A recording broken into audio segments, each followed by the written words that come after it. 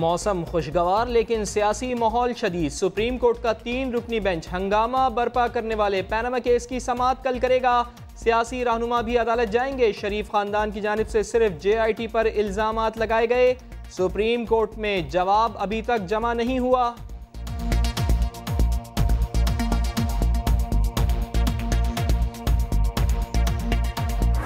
अब जद्दे नहीं जाएंगे, अब आप अडयाला जेल जाएंगे। वजीर आजम अब जद्दा नहीं जेल जाएंगे। JIT ने 60 दिन में नामुमकिन काम कर दिखाया।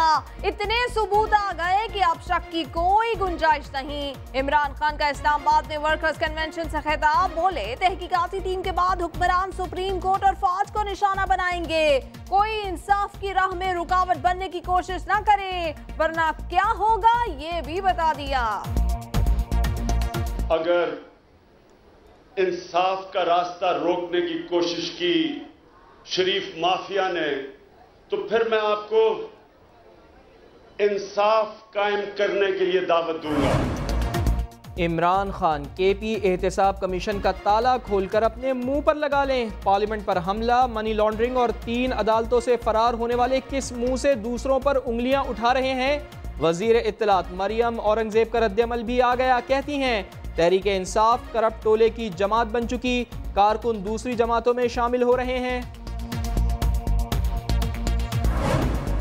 सुप्रीम कोर्ट में JIT रिपोर्ट का पोस्टमार्टम होगा। वजीर आजम कहीं नहीं जा रहे। सरबराह तहरीक इंसाफ पागल खाने जरूर जाएंगे। वजीर कानून पंजाब राना सनाउल्लाह का समा पर जवाब। मियां नवाज शरीफ साहब जो है वो अल्लाह ताला ने उनको रुकू किया। JIT के ऊपर जो है वो इज़हार अफसोस भी करेगी कि ये लोग जो है किस हिडन एजेंडे के तहत जो है वो इस किस्म की जो है उन्होंने रिपोर्ट किया। नवाज शरीफ साहब के लिए एक बेहतर मौका अब भी शायद 1-2 दिन है उनके पास कि कौम से मुखातिब होते हुए मुल्क की मुफादात के अंदर उनको मुस्तफ़ी होना चाहिए। जमहूरियत के साथ खड़े हैं, क़ब्ल अज़ वक्त इंतखाबात नहीं चाहते, लेकिन नून लीग पीपल्स पार्टी को कमज़ोर न समझे। ऑपोजिशन लीडर सैयद खुर्शीद शाह की सक्खर में मीडिया से गुफ्तगू, बोले समझ नहीं आई कि मौलाना फजलुर रहमान ने इमरान खान को मुबारकबाद दी या पाकिस्तान पीपल्स पार्टी पर हमला किया। सरबरा JUI को मेरे पीछे आना चाहिए। JIT सुप्रीम कोर्ट ने बनाई थी, उसमें 2 मेंबर्स थे ISI और MI के। उन्होंने सुप्रीम कोर्ट के मातहत रह के मेहनत से ईमानदारी से काम किया है। इट इज़ अ सब जुडिस केस, सुप्रीम कोर्ट के पास जाएगा and they have to take the decision. JIT से फौज का बराह रास्त कोई ताल्लुक नहीं। ISI और MI के नुमाइंदों ने ईमानदारी से काम किया। DG ISPR major general Asif Ghafoor की न्यूज कॉन्फ्रेंस, कहते हैं रेमंड डेविस केस में सिर्फ ISI ही नहीं हुकूमत के और इदारे भी शामिल थे। मैं इसलिए नहीं कहता कि मेरे साथ हुआ तो उनके साथ भी होना चाहिए, मगर मैं सिर्फ ये चाहता हूँ कि अदालतों का फैसले का एहतराम होना चाहिए। अदालत में समाज से एक दिन पहले अदालत से नाअहल होने वाले सैयद यूसुफ रजा गिलानी की सियासी मंजरनामे पर एंट्री। साबिक वजीर आजम ने कहा जो उनके साथ हुआ किसी और के साथ नहीं होना चाहिए। इदारों में तसादुम से कुछ नहीं बचेगा। अदलिया के फैसले भी वाज़ेह होने चाहिए। अचकजई और मौलाना के बाद हासिल बजिंजो भी वजीर आजम के हक में बोल पड़े। JIT रिपोर्ट बदनीयती पर मबनी करार दे दी। शरीफ खानदान को अदालत में चैलेंज करने का मशवरा भी दिया। बोले पाकिस्तान में कोई सादिक और अमीन नहीं, 62-63 लगा तो कोई असम्बली में बाकी नहीं रहेगा। शरीफ खानदान की पुरानी कानूनी टीम ने केस लड़ने से इनकार कर दिया। अब इनको वकील नहीं मिल रहा। तर्जुमान पाकिस्तान तहरीक इंसाफ फवाद चौधरी का दावा, कहा साजिशें तलाश करने वाले रिपोर्ट गौर से पढ़ें। शरीफ फैमिली नहीं पाकिस्तान के वफादार बने। जहांगीर खान तरीन बोले हुक्मरान अवाम की JIT में भी नाकाम होंगे।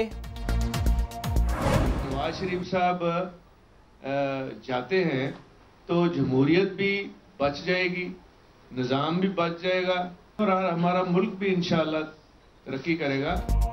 लोहा गर्म हुआ तो चौधरी बरादरान भी हथौड़ा लेकर मैदान में आ गए। परवेज इलाही का वजीर आजम से इस्तीफे का मुतालबा, तमाम लीगियों के इत्तेहाद की पेशकश। कहते हैं जमहूरियत की मजबूती के लिए इदारों के साथ खड़े हैं।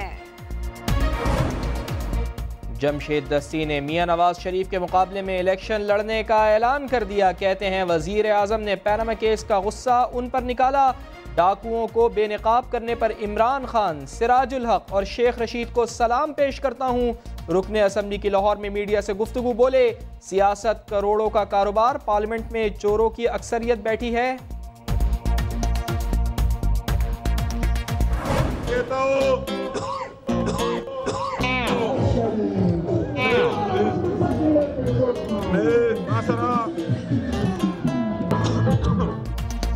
तुझ पर तनकीद करते तो किस तरह करते, लफ्ज़ सूजा मगर खांसी ने बगावत कर दी। पेशावर में कारकुनों से खिताब में जुमलों की कमी ने अमीर मुकाम को मुश्किल में फंसा दिया। स्पार्किंग के बाद दिमाग की बत्ती जली तो बात भी खूब चली। बोले, खान साहब, बल्ला और हुकूमत चलाने में फर्क होता है।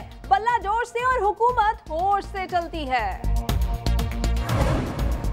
कौमी मुजरिम इस बार संभल गए तो फिर मुल्क नहीं संभलेगा। तब्दीली की हवाएं चल पड़ी हैं। लुटेरा इख्तिदार आखिरी सांसों पर है। सरबरा अवामी तहरीक डॉक्टर ताहिरुल कादरी भी बरस पड़े। बोले, शानदार रिपोर्ट तैयार करने पर JIT के जुर्रतमंद मेंबरान को मुबारकबाद पेश करता हूँ। सानेह मॉडल टाउन के मामले में इंसाफ ना मिला तो सड़कों पर निकलेंगे और किसास के बगैर घर नहीं जाएंगे। अहम तरीन समाज से पहले नून लीग का भी वार्म अप सेशन जारी। लाहौर में वजीर आजम से इजहार यकजहती के लिए हुक्मरान जमात की रैली। मोटरसाइकिल सवार गुलशन रावी से चले बंद रोड पहुंचे। कारकुनों के हुकूमत के हक में नारे, मुकर्रीन की ऑपोजिशन पर तनकीद।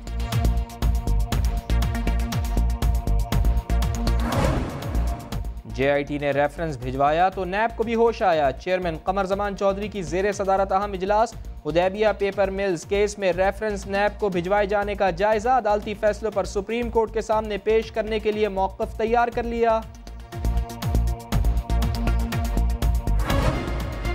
भारतीय फौज की फायरिंग से पाक फौज की गाड़ी दरियाए नीलम में गिर गई।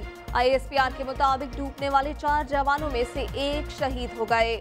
लाश निकाल ली गई। 3 जवानों की तलाश अब भी जारी है। वजीर आजम का इजहार अफसोस। खैबर एजेंसी में, जो कि राजगाल वैली है, जिसके लिए आज ऑपरेशन शुरू हो गया है, तो ये ऑपरेशन करना इसलिए भी ज़रूरी था कि दाइश जो वहाँ पे इस्टेब्लिश हो रही है उसका पाकिस्तान के इलाके में राजगाल वैली के थ्रू उसका इन्फ्लुएंस जो है उसको हम ख़त्म कर सकें। पाक फौज ने अफगान सरहद के करीब राजगाल के इलाके में ऑपरेशन खैबर 4 शुरू कर दिया। DG ISPR कहते हैं अफगानिस्तान में दाइश मजबूत हो रही है। वहाँ पर लश्कर तैयबा, TTP और दीगर दहशत गर्दों के ठिकाने हैं। पारा चिनार वाक़े में गिरफ्तार अफराद के दाइश से राब्ते के शवाहिद मिले हैं।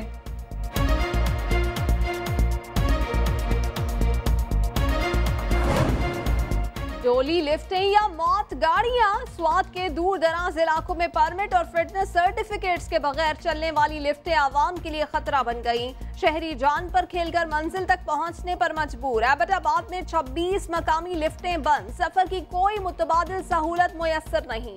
सहूलत नहीं है, हमारी ओर से जाती है।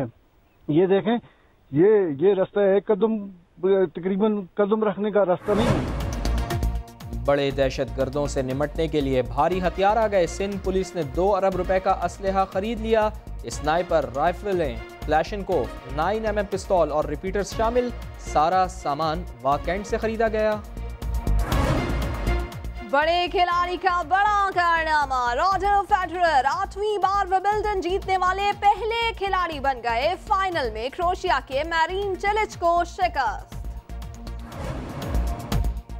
हमारे शहर में उतरा कमाल का मौसम। बारिश हुई, नज़ारे निखरे। कोयल की कूक सुनते ही कराची वाले मज़े करने निकल पड़े। सीव्यू पर दिन भर रश रहा। पार्क्स में भी शहरियों का तांता बंधा रहा। बच्चों की जमकर मौज मस्ती।